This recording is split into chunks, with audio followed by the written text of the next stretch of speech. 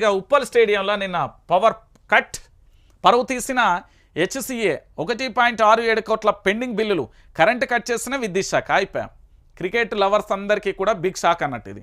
ఏంది అంటే చాలామందికి ఎందుకంటే ప్రభుత్వ రంగ సంస్థలు చాలామంది ఏమనుకుంటారంటే ఇగో గిట్లా కట్టకుండా పోతే ఏమవుతుంది మీరే ఆలోచించురి. ఇట్లా కట్టకుండా పోతే ఇజ్జత్ పోయినట్టే కదా. హైదరాబాద్కు సంబంధించి కరెంటు పోయింది, కరెంటు కట్టలేదు. తెలంగాణలో దేశం మొత్తం ప్రపంచం మొత్తం ఉన్న అన్ని ఛానళ్ళల్లో క్రికెట్కు సంబంధించి భారత్లో జరుగుతున్న హైదరాబాద్లో జరుగుతున్న ఉప్పల్ స్టేడియంలో జరుగుతున్న క్రికెట్ మ్యాచ్లో కరెంటు వాళ్ళు వార్తలు చదివితే ఎట్లుంటుంది. బిగ్ బ్రేకింగ్ న్యూస్ చూస్తున్నాం. భారత్లోని హైదరాబాద్ తెలంగాణ రాష్ట్రంలోని హైదరాబాద్లో ఉప్పల్ స్టేడియంలో జరుగుతున్న ఆ మ్యాచ్కి సంబంధించి కరెంటును కట్ చేసిలంటే ఎంత ఇజ్జత్ పోతుంది. ప్రపంచ మొత్తం అన్ని ఛానళ్ళల్లో చెప్తారు మన గురించి. అది మన రాష్ట్ర ముఖ్యమంత్రి రేవంత్ రెడ్డి గారి గొప్పతనం. కరెంటు పోతలేదో ఇప్పుడు మాట్లాడమనుర్రి. ఇక నిన్న ఓయిలా దమ్ము చేసిర్రు. ఓయిలో రేవంత్ రెడ్డి దిష్టిబొమ్మ దహనం, కాంగ్రెస్ తీరుపై బగ్గుమన్న విద్యార్థులు. ఏంది అంటే పార్లమెంట్ ఎన్నికలలో రాష్ట్రంలో ఎక్కువ జనాభా గల సామాజిక వర్గంలో ఒకటైన మాదిగ సామాజిక వర్గానికి ఒక్క సీటు కూడా కేటాయించలేదు. ఈ నేపథ్యంలో మాదిగ స్టూడెంట్ ఫెడరేషన్ మండిపడింది, నిరసన వ్యక్తం చేసింది. పూర్తి స్థాయిలో కూడా అక్కడ ఆందోళన కూడా వ్యక్తం చేసింది. ఓయూకు సంబంధించి పూర్తి స్థాయిలో కూడా ఆందోళన వ్యక్తం చేసిన పరిస్థితి. దిష్టిబొమ్మను దహనం చేసిళ్ళు.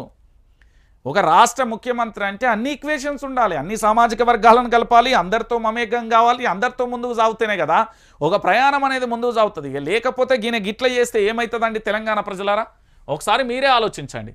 ఇక దానికి తోడుగా నీళ్లు చెప్తున్న నిజం ఇది చాలామంది తెలియదు కదా. ఈ సమయంలో కూడా లక్ష్మీ బ్యారేజ్ వద్ద ప్రాణహిత నుంచి 1470 క్యూసెక్ల ప్రవాహం ఉన్నది. కొన్ని ఇసుక బస్తాలు అడ్డు వేసో చిన్న మట్టి కట్ట వేసో నీళ్లను పంప్ హౌస్ వద్దకు తరలించవచ్చు.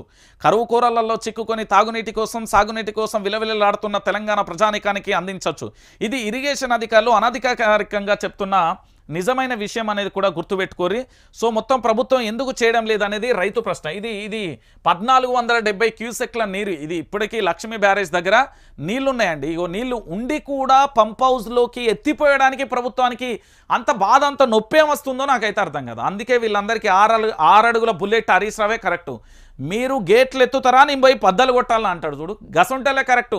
మొహమాటాన్ని పోయి లేకపోతే ఇంకోటి ఏదో జరుగుతుందంటే మనం ఊకుంటే వేస్ట్. నేను చెప్తున్నా కదా తెలంగాణ బిడ్డలారా, నీళ్లు అక్కడ ఉన్నాయి, ఇయ్యడానికి ఈ సన్నాసులకు ఏమవుతుందో నాకైతే అర్థమైతే లేదు. ఎందుకు ఇట్లా చేస్తున్నారో ఏం కథ. ఇగో